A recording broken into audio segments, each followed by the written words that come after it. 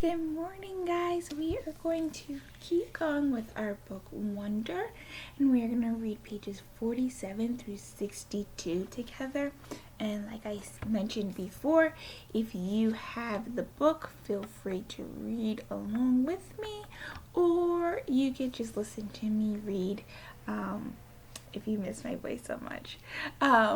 Okay, so when we left off, now August went to school. It's his first day at school, and so the kids weren't being so nice to him. I mean, they weren't being outright rude to him, but they weren't really talking to him. They were ignoring him. The only one who was nice to him and said hi to him was Jack Will. And Charlotte said hi, but she liked to sit in the front of the classroom where August didn't like to sit. So Charlotte and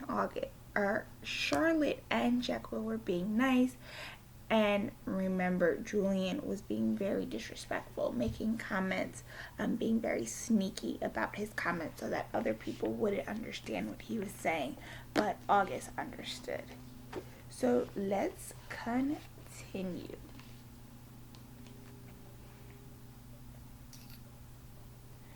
Sharks because, he wrote on the chalkboard and added our world. Sharks because they eat dead things like in the ocean, said one of the boys. A kid named Reed and Mr. Bone wrote down sharks. Bees, seatbelts, recycling, friends. Okay, said Mr. Brown, writing all these things down. He turned around when he finished writing to face us again. But no one named the one most important thing of all. We all looked at him out of ideas. God, said one kid, and I could tell even though Mr. Brown wrote God down, it wasn't the answer. He was looking for, without saying anything, what he was looking for. Without saying anything, he wrote down who we are. Who we are, he said. Underline each word as he said it. Who we are. Us. Right? What kind of people are we? What kind of person are you? Isn't that the most important thing of all?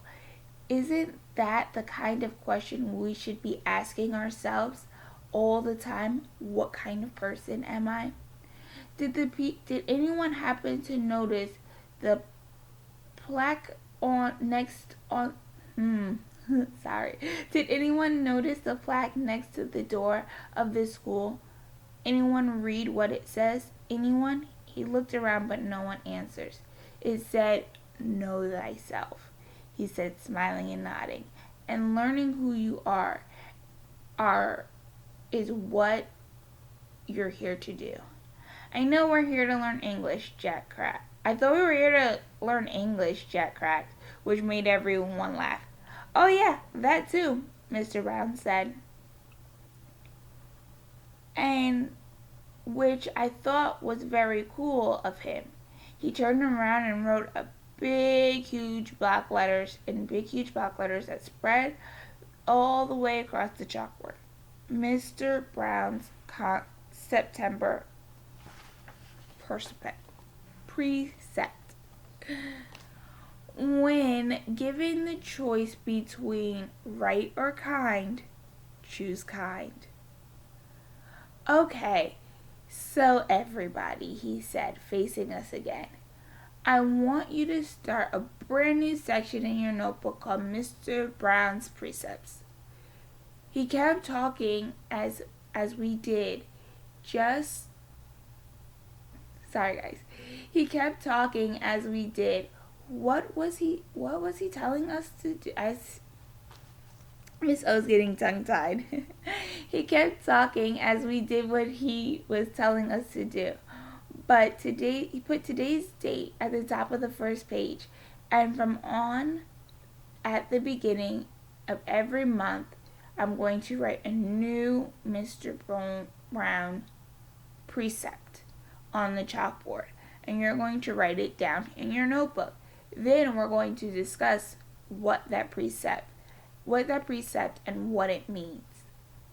And at the end of the month, you're going to write an essay about it. What it means to you. So by the end of the year, you'll have your own list of precepts to take away with you. Over the summer, I asked all my students to come up with their own personal precepts, write it on a postcard, and mail it to me from wherever you go on your summer vacation. People really do that? Said one girl whose name I didn't know. Oh, yeah, he answered. People really do that. I've had students send me new precepts years after they've graduated from school, actually. It's pretty amazing. But anyway, next summer seems like a long way off. I know he I know he joked, which made us laugh. So everybody relax a bit. I'll take attendance, and when we're finished with that, I'll start telling you about all the fun stuff we're going to do this year in English. He pointed to Jack when he said this, which was also funny. So we all laughed at that. As I wrote down Mr. Brown's September precepts, I suddenly realized that I was going to like school, no matter what. Lunch. Via had warned me about lunch in middle school, so I guess I should have known it'd be hard. I just hadn't expected the classes to pour into the cafeteria at the same time, talking loudly and bumping into one another while they ran into different tables. One of the lunchroom teachers said something about no seat saving allowed, but I didn't know what she meant, and maybe no one else did either, because just about everybody was saving seats for their friends.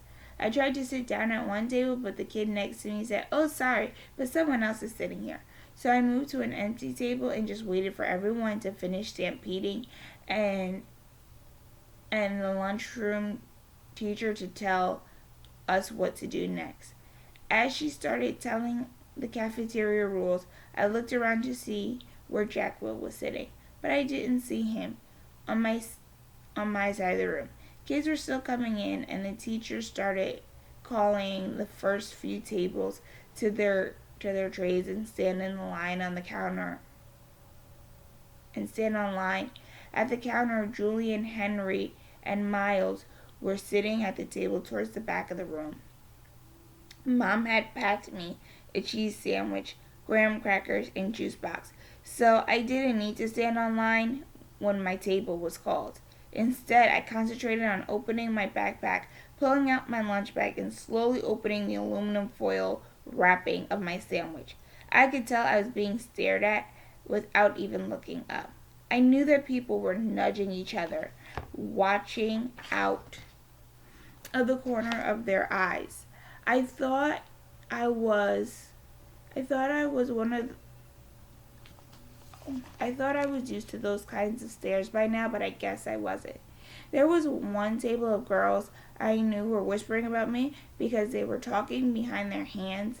Their eyes and whispering kept bouncing over to me. I hate the way I eat. I know it looks weird.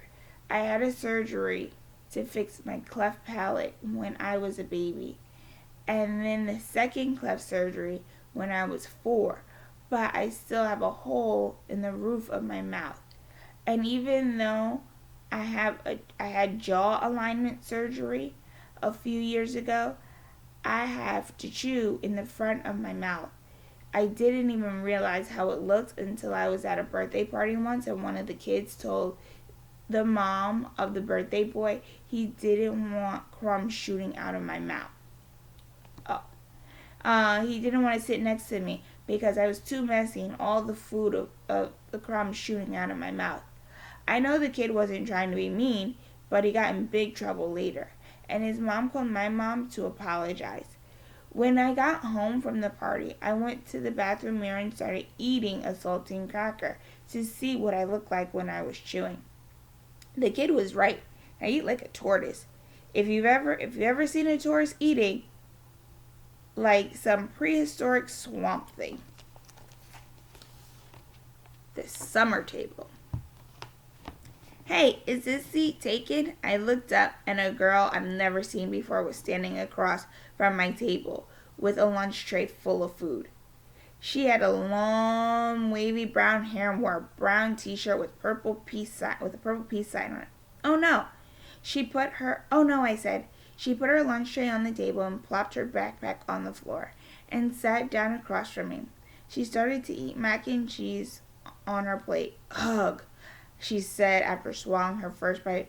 I should have brought a sandwich like you did. Yeah, I nodded. My name is Summer, by the way. What's yours? August. Cool, she said. Summer? Another girl came over carrying a tray. Why are you sitting here? Come back to the table. It's too crowded, Summer answered. Come sit here. There's more room here. The other girl looked confused for a second. I realized she had been one of the girls I had caught talking about me a few minutes earlier. Hand kept over her mouth, whispering. I guess Summer had been one of the girls at the table, too. Never mind, said the girl, leaving. Summer looked at me, shrugged, smiled, and took another bite of her mac and cheese. Hey, our names kind of match, she said as she chewed. I guess she could tell I didn't know what she meant. Summer, August, she said, smiling. Her eyes opened wide as she waited for me to get it. Oh, yeah, I said after a second. We can make this the summer-only lunch table, she said. Only kids with summer names can sit here. Let's see, is there anyone named June, July? There's a Maya, I said. Technically, May is spring. Summer answered, but if she wanted to sit here, we could make an exception. She said it as if she'd actually thought the whole thing through. There's Julian. There's Julian, that's like the name Julia, which comes from July. I didn't say anything. There's a kid named Reed in my class, I said. Yeah, I know Reed, but how was Reed a summer name, she asked. I don't know, I shrugged. I pictured like a reed of grass being a summer thing. Yeah, okay, she nodded, pulling out her notebook. And Mrs. Petosa could sit here too. That kind of sounds like a word like pedal, which I think is a summer thing too. I have her in homeroom, I said. I have her for math, she answered, making a face, and started writing the list of names on the second to last page of her notebook. Who else? By the end of lunch, we had come up with a whole list of kids and teachers who could sit at our table if they wanted. Most of the names weren't actually summer names, but they were names that had some kind of connection to summer. I even found a way to make Jack Will's name work by pointing out that you could turn his name into a sentence about summer, like Jack will go to the beach. like Jack will go to the beach. Which Summer agreed worked fine. But if anyone doesn't have a summer name and wants to sit with us, she said very serious, we'll still let them if they're nice, okay? Okay, I nodded. Even if it's a winter name. Cool beans, she said, giving me a thumbs up. Summer looked like her name. She had a tan. Her eyes were green like a leaf. 1 to 10. Mom always had a habit of asking me how something felt on a scale of 1 to 10. It started after my jaw surgery when I couldn't talk. My mouth was wired shut. They had taken a piece of my bone from my hip bone, to insert into my chin and make it more normal. So it was hurting a lot of different places. Mom would point to one of my bandages and would hold up her fingers and my fingers to show how much it was hurting. 1 meant a little bit, 10 meant so much. Then she would tell the doctor when he made his rounds that I needed adjusting or things like that. Mom got very good at reading my mind sometimes. After that, we got into a habit of doing 1 to 10 scales for anything that hurt. Like if I just had a pain, old sore throat, she'd ask 1 to 10, and I'd say 3 or whatever it was. When school was over, I went outside to meet Mom, who was waiting for me at the front of the entrance, like all the other parents or babysitters. The first thing she said, hugging me, was, "So, how was it? 1 to 10? 5, I said, shrugging, which I could tell totally surprised her. "Wow," she said quietly. "That's even better than I hoped for. Are we picking Via up?" Miranda's mother is picking her up today. "Do you want me to carry your backpack, sweetness?" She had started walking through the crowd of kids and parents, most of whom noticed me secretly pointing me out to each other. "I'm fine," I said. "It looks heavy, Augie." She started to take it from me. "Mom," I said, pulling my backpack away from her. I walked to the front of her through the crowd. "See you tomorrow, August." It was Summer. She was walking in the opposite direction. "Bye, Summer," I said, waving. As soon as we crossed the street and were away from the crowd, Mom said, "Who was that, Augie?" "Summer. Is she in your class?" "I have lots of classes." "Is she in any of your classes?" Mom said. "I don't know." Mom waited for me to say something, but I just didn't feel like talking. "So it went okay?" said Mom. I could tell she had a million questions to ask me. Was everyone nice? "Did you like your teachers?" "Yeah." "How about those kids you met last week?" "Were they nice?" Fine. Jack hung out with me a lot." "That's so great, sweetie. What about that boy Julian?" I thought about the Darth Sidious comment, but now it felt like that had happened hundreds of years ago. "He was okay," I said. "And the blonde girl, what's her name? Charlotte?" Mom, I said, "Everyone was nice already." "Okay," Mom answered. I honestly don't know why I was kind of mad at Mom, but I was. We crossed Amford Avenue, and she didn't say anything else until we turned onto our block. Mom said, "How did you meet Summer if it wasn't in any of your classes?" We sat together at lunch," I said. I had started kicking a rock between my feet like it was a soccer ball, chasing it back and forth across the sidewalk. "She seemed very nice." "Yeah, she is.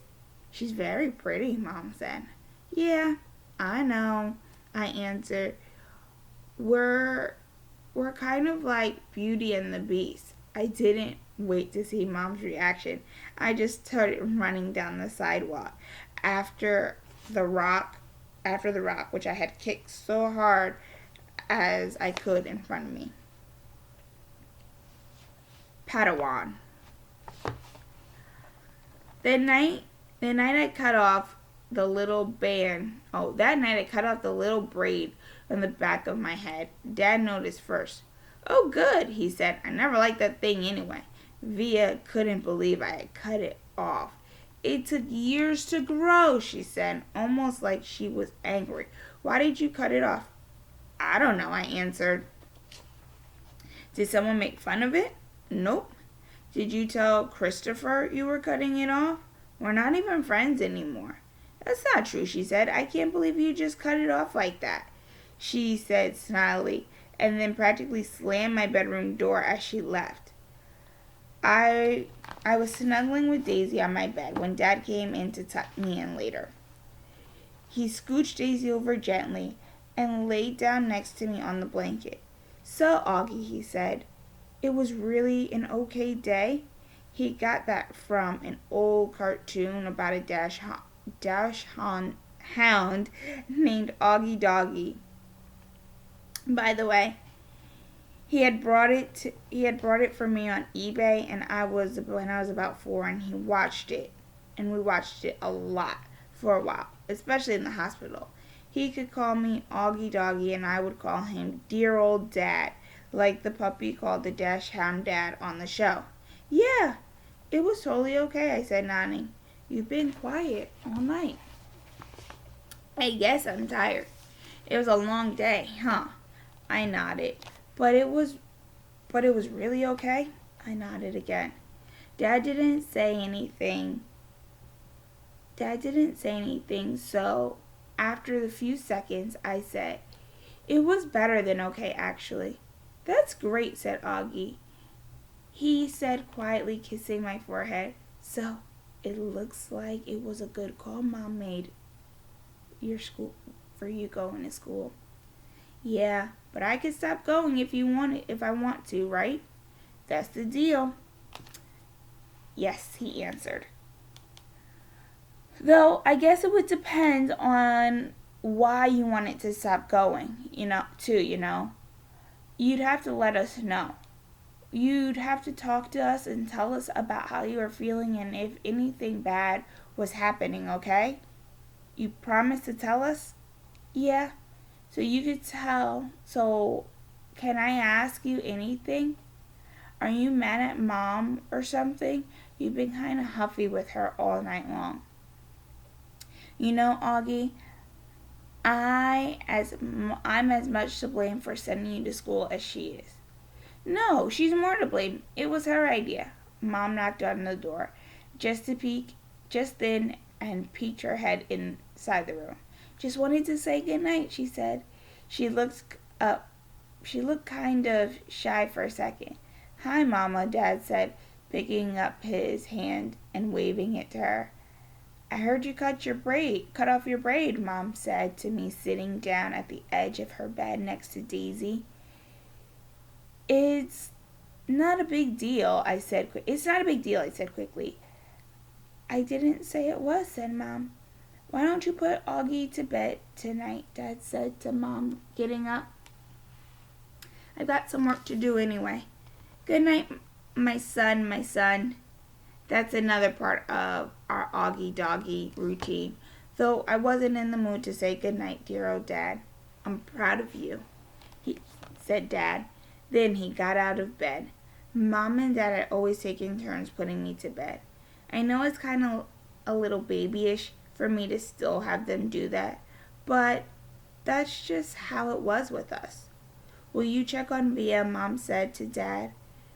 "Why?" as she lay down next to me. He stopped at the door, turned around. "What's wrong with Via?" "Nothing," said Mom, shrugging. "At least that's what she'll tell me. But first day of high school. That's all." Said Dad. And then he pointed his finger at me and winked. "It's always something with you kids, isn't it?" he said. "Never a dull moment," said Mom. "Never a dull moment," Dad repeated. "Good night, guys." As soon as he closed the door, Mom pulled out the book she had been reading to me for the last couple of weeks. I was relieved because I really was afraid she wanted to talk, and I just didn't feel like doing that. But Mom didn't seem to want to talk either. She just flipped through the pages until she got to where she had left off. "We're just about halfway through The Hobbit." "Stop, stop," shouted Thorin, said Mom, reading aloud. But it was too late. The excited dwarves had wasted their last arrow, and now the bows that Brian had given them were useless. They were a gloomy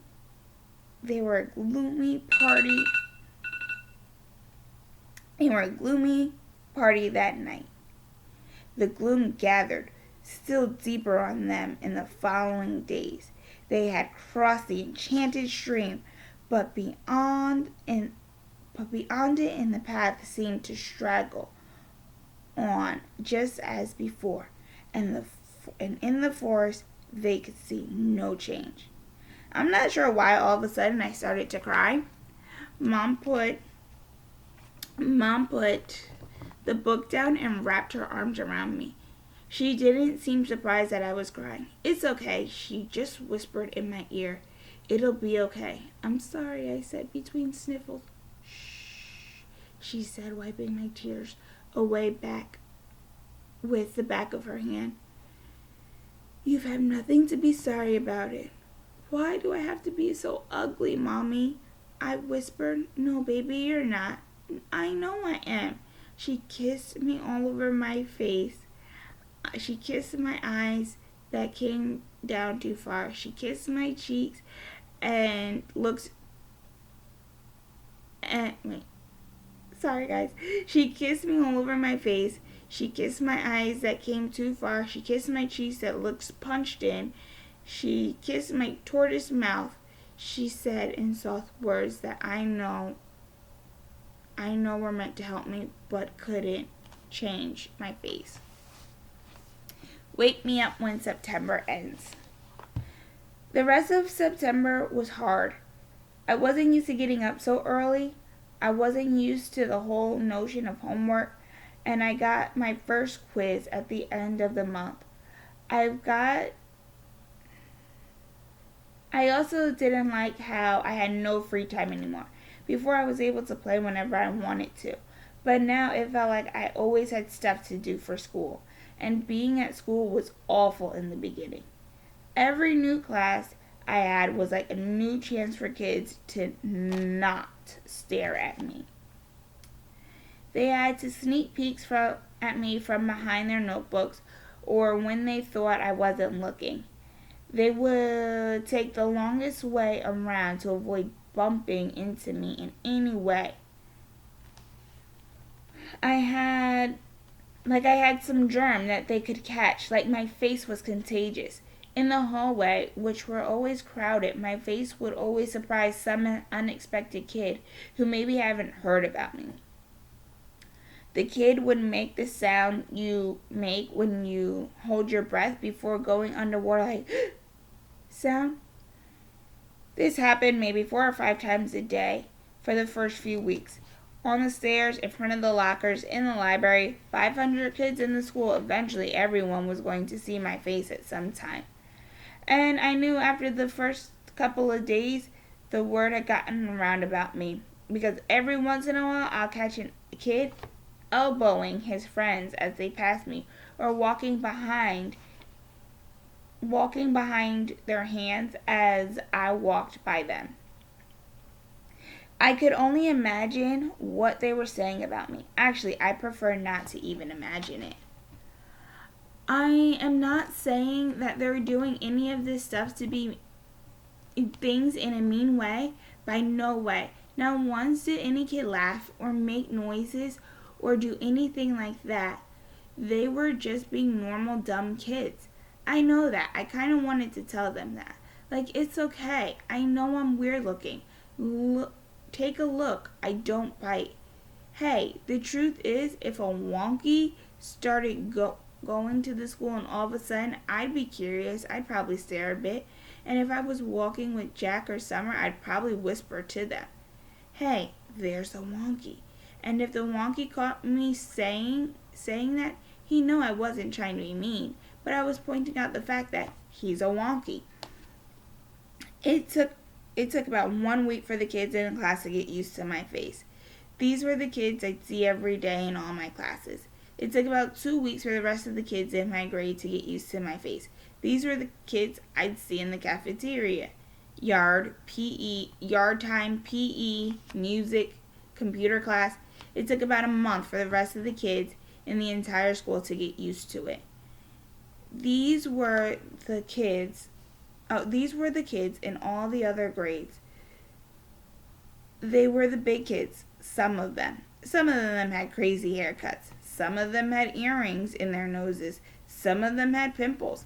None of them looked at me. Okay, guys, this is where we're going to leave off for today. And tomorrow we will pick back up. Alright, guys, check out the discussion post, the Thursday discussion post for the question. And I will see you guys in class.